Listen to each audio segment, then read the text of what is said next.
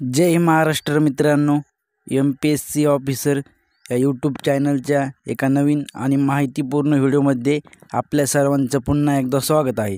तर आजच्या व्हिडिओमध्ये आपण महाराष्ट्रामध्ये जेवढ्या काही स्पर्धा परीक्षा आहेत त्या सर्वांसाठी उपयुक्त असे जनरल नॉलेज म्हणजे सामान्य ज्ञानावरील अतिशय महत्त्वाचे 50 क्वेश्चन्स बघणार आहोत।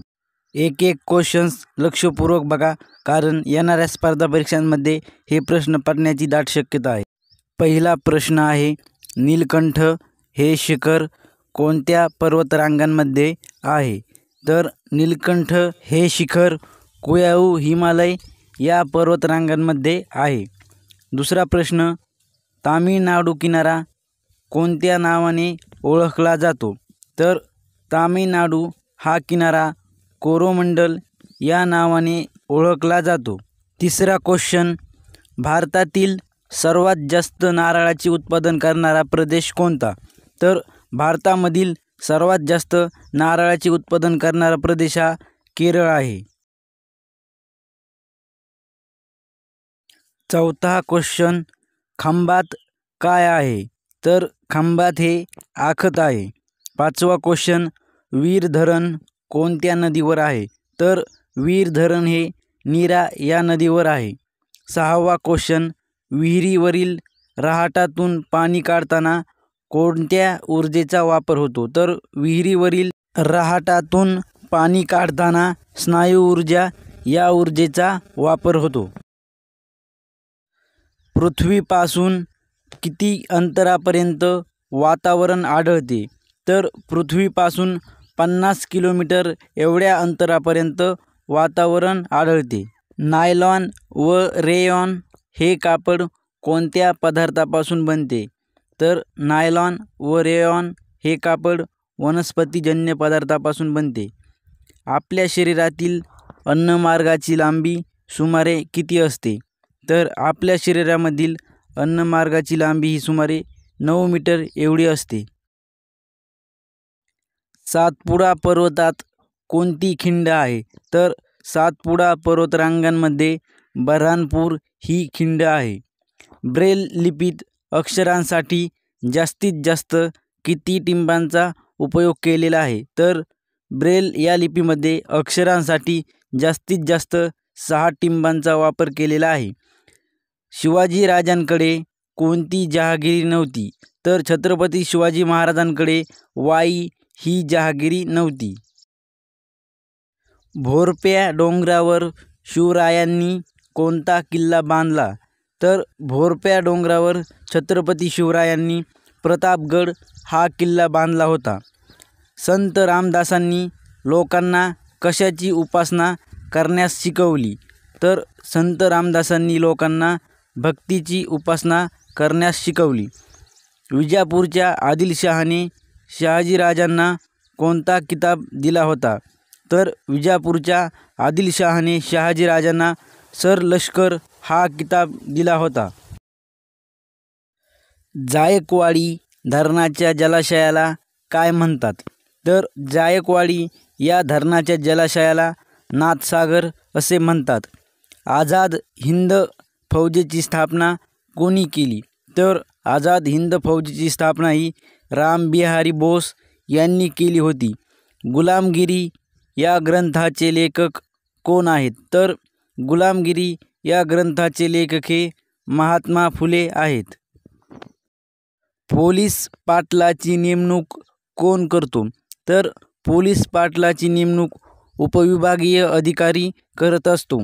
आंतरराष्ट्रीय नाणेनिधीचे मुख्यालय कोठे आहे?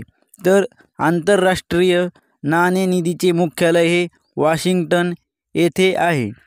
स्वतंत्र भारताचे पहिले कायदामंत्री कोण होते?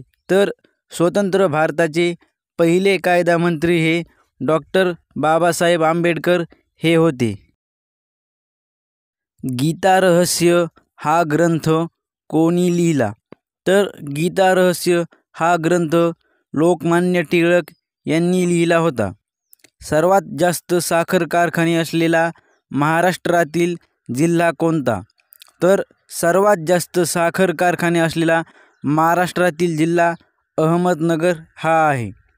महाराष्ट्र औद्योगिक विकास महामंडळाचे म्हणजेच MIDCचे मुख्यालय कोठे आहे? तर महाराष्ट्र औद्योगिक विकास महामंडळाचे म्हणजेच MIDCचे मुख्यालय हे मुंबई येथे आहे.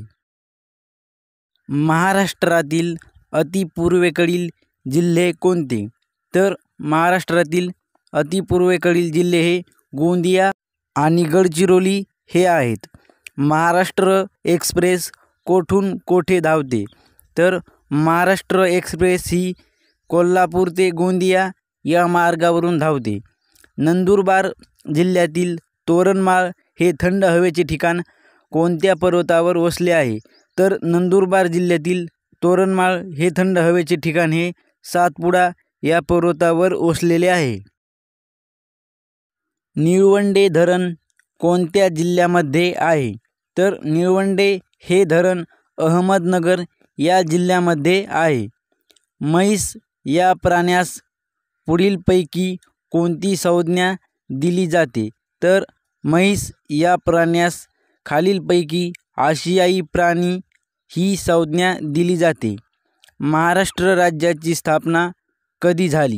तर महाराष्ट्र राज्याची अधिकृतपणे स्थापना ही 1 मे 1960 रोजी झाली होती. द्वैभाषिक मुंबई राज्याची स्थापना कधी झाली? तर द्वैभाषिक मुंबई राज्याची स्थापना ही 1 नोव्हेंबर 1956 रोजी झाली होती. महाराष्ट्र राज्याचे एकूण क्षेत्रफळ किती आहे? तर महाराष्ट्र राज्याचे एकूण क्षेत्रफळ हे 3,07,713 चौरस किलोमीटर इतके आहे. महाराष्ट्र राज्याचा पूर्व पश्चिम विस्तार सुमारे किती किलोमीटर आहे? तर महाराष्ट्र राज्याचा पूर्व पश्चिम विस्तार हा सुमारे 800 किलोमीटर इतका आहे. महाराष्ट्र राज्याचा दक्षिण उत्तर विस्तार सुमारे किती किलोमीटर आहे? तर महाराष्ट्र राज्याचा दक्षिण उत्तर विस्तार हा सुमारे 700 किलोमीटर एवढा आहे.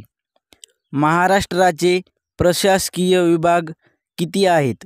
तर महाराष्ट्राचे प्रशासकीय विभाग हे 6 आहेत.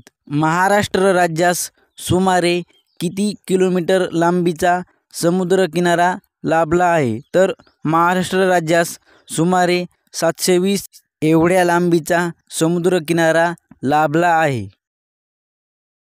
महाराष्ट्र राज्याचा राज्यप्राणी कोणता आहे? तर महाराष्ट्र राज्याचा राज्यप्राणी हा शेकरू आहे. चांदोली धरण कोणत्या नदीवर आहे?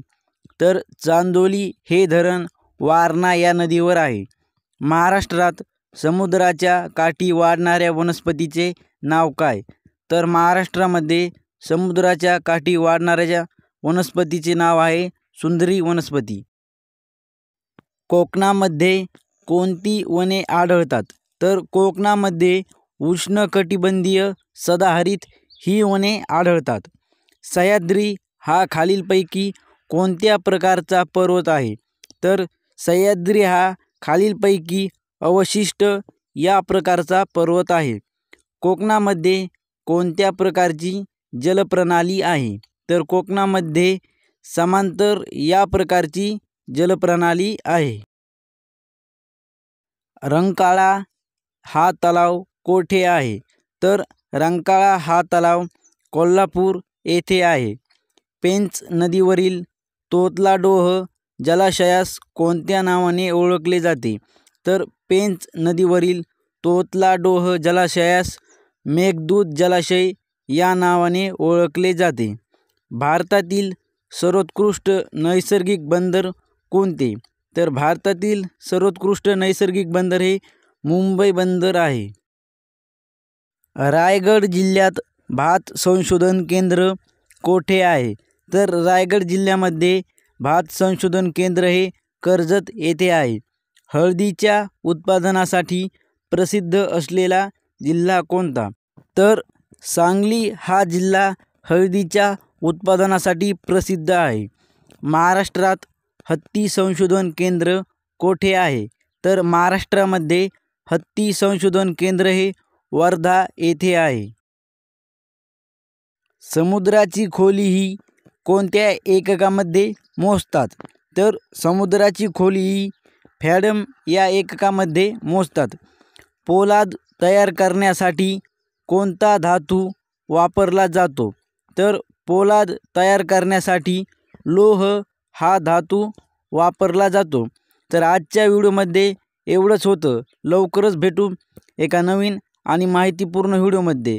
तोपर्यंत आपलं MPSC ऑफिसर हे यूट्यूब चॅनल नक्की सबस्क्राईब करा आणि आपल्या काही शंका असतील त्या पण कमेंटमध्ये नक्की सांगा.